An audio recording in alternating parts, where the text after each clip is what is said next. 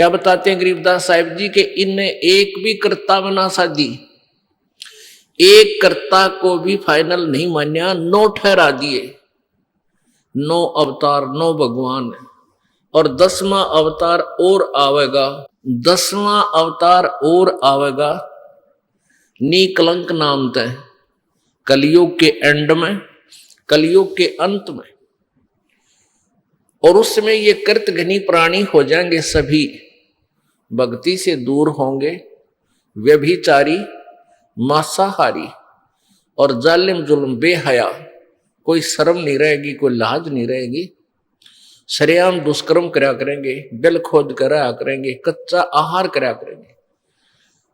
End of the कलयुग में जमीन उपजाऊ नहीं रहेगी, 4.5 फुट तक जमीन का उपजाऊ अंश खत्म हो जाएगा, यानी 3 हाथ, लगभग 4.5 फुट तक उपजाऊ अंश जमीन का समाप्त हो जाएगा।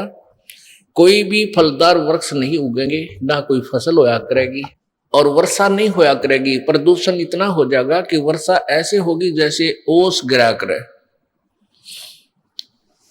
और सभी प्राणी कच्चा ही गोश्त मांस खाया करेंगे। उसमें लास्ट ऑफ द कलयुग, एंड ऑफ द कलयुग में, कलयुग के अंत में 20 वर्ष की आयु मनुष्य की रह जाएगी, मानव की।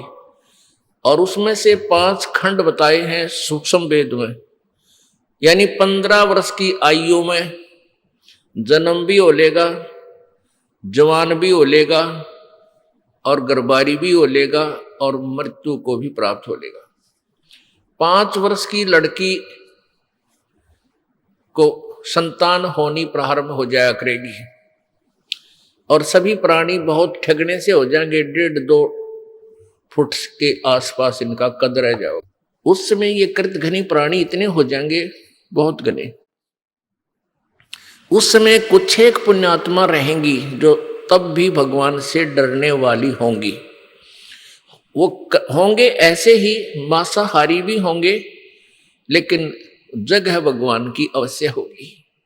वो कौन होंगे? जो अब इस कलयुग में, अब ये भगवान का मार्ग हजारों वर्षों तक चलेगा। जो पुण्यात्मा इस मार्ग पर लगेंगी, भक्ति करेंगी और आजीवन मर्यादा में रहे, वो तो सतलोक चले जाएंगे। और जो जिनके पैर फिसल गए, नहीं पार हो पाए, वो फिर ऐसे इस कलयुग में मनुष्य के जन्म प्राप्त करते रहेंगे। इतने दयालु हैं ये परमात्मा। लेकिन मनुष्य जीवन में कौन सा ये प्राणी सुखी होगा? तो उस समय क्या होगा कि निकलंक नाम का एक अवतार आवेगा। वो कौन होगा? राजा हरिश्चंद्र की आत्मा होगी। राजा हरिश्चंद्र जी जो सतयुग में एक महान आत्मा सुप्रसिद्ध हुए, ऐसे दानवीर थे, ऐसे धर्मात्मा थे, ऐसे सत्यवादी थे कि उन्होंने अपने वचन के ऊपर राज त्याग दिया था। अपनी पत्नी को भी बेच दिया, अपने आप को भी बेच दिया, अपने सत्य की रक्षा की।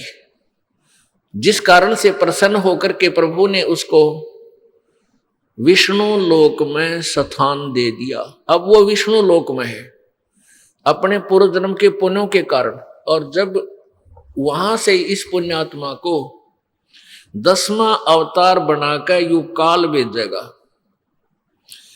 यो गीता जी में कहता है कि मैं अपने अंश अवतार रचता हूं और फिर उनमें प्रवेश करके सारा काम करता हूं।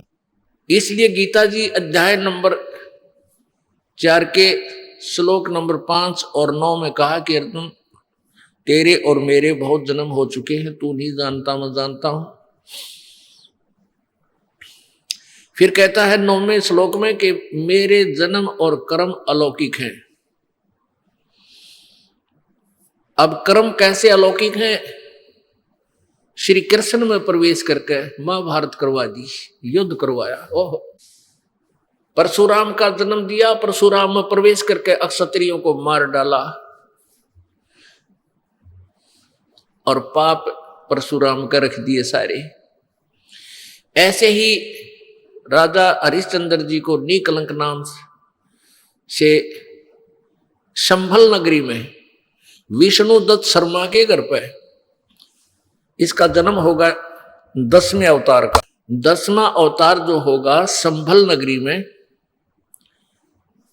और विष्णुदत्त शर्मा नाम का एक ब्राह्मण होगा, उसके घर पर जन्म होगा। और वो विशेष अलग से ही वैरायटी का बालक होगा, उसका उन अन्य से तगड़ा शरीर होगा, क्योंकि वो स्पेशल भेज रखा होता है तो। और उसकी लंबी तलवार होगी। इन कृतघ्नी प्राणियों को ऐसे काटेगा नु जैसे या करेन गेहूं काटा करे, ऐसे काटेगा नु बुरी तरह इनको खत्म करेगा। फिर क्या होगा, उन प्राणियों को बख्शा जाएगा जो उस समय भी भगवान से डरने वाले होंगे। इतना प्रदूषण उस समय क्या होगा, फिर परमात्मा अपनी मेहर से, पुण्यात्मा एक तो परमात्मा ने विधान बना के छोड़ दिया, तो विधान जो भगवान ने बनाया है उसके ऊपर ये साइंटिस्ट अपना अनुभव करके थोड़ी रिसर्च कर लेते हैं और फिर वो भगवान को रिजेक्ट करना प्रारंभ कर देते हैं। ये इनकी महाभूल है। अब पीछे कई वर्षों से रट्टा लगा रखा था कि प्रदूषण इतना बढ़ गया, ग्लेशियन खत्म होगी, बर्फ नहीं पड़ेगी। अरे कई इतनी बर्फ गिर दी बिना गिनती की, वो न्यो का न्यो प्रदूषण है, न्यो का न्यो सारा सौदा है, डूंडा ठा दिया। तो भगवान की अपनी विट्टो पावर न्यारी है। तो क्या होगा, कलयुग के एंड में इन सभी को नाश करेगा, ऐसी दुष्ट आत्माओं को काटा जाएगा, खत्म करेगा। उसके बाद जो पुण्य उस समय थोड़ी बहुत आस्था भगवान की जिनमें होगी वो शेष बचेंगे। फिर बहुत जबरदस्त वर्षा होगी, और वो पहले वर्षा प्रारंभ होगी बहुत ज्यादा, वो व्यक्ति वहां से खिसक जाएंगे, मैदानी स्थान छोड़कर पहाड़ों पर चले जाएंगे। बहुत सैकड़ों फुट पानी पूरी पृथ्वी पर हो जाएगा। और फिर बहुत समय तक ये पानी धीरे धीरे ये जल सूखना शुरू होगा, और जो जमीन का अनउपजाऊ अंश था वो जल के कारण ऊपर आ जाएगा, और फिर धीरे धीरे वो सूखेगा, सारा पानी जल सूख के फिर उसमें जंगल हो जाएगा, पूरी पृथ्वी पर वन हो जाएगा, पेड़ पौधे बहुत ज्यादा उग जाएंगे, और फिर पर्यावरण का परिवर्तन फिर होगा।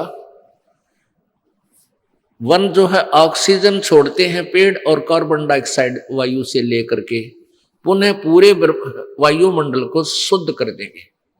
फिर उन शेष बचे हुए प्राणियों के घर पर जो बालक होंगे वो उल्टे होंगे। उल्टे कैसे, माता पिता तो 2.5 फुट के, और बेटा बेटी हो जाएंगे 4-4, 5-5 फुट के, फिर धीरे धीरे बढ़ना शुरू होगा। तो सतयुग में सैकड़ों फुट हाइट के इंसान हो जाते हैं, सैकड़ों फुट, और लाखों वर्ष की आयु हो जाती, क्योंकि शुद्ध वायु, शुद्ध वातावरण, बीमारी होती नहीं उस समय सतयुग में, बहुत कम।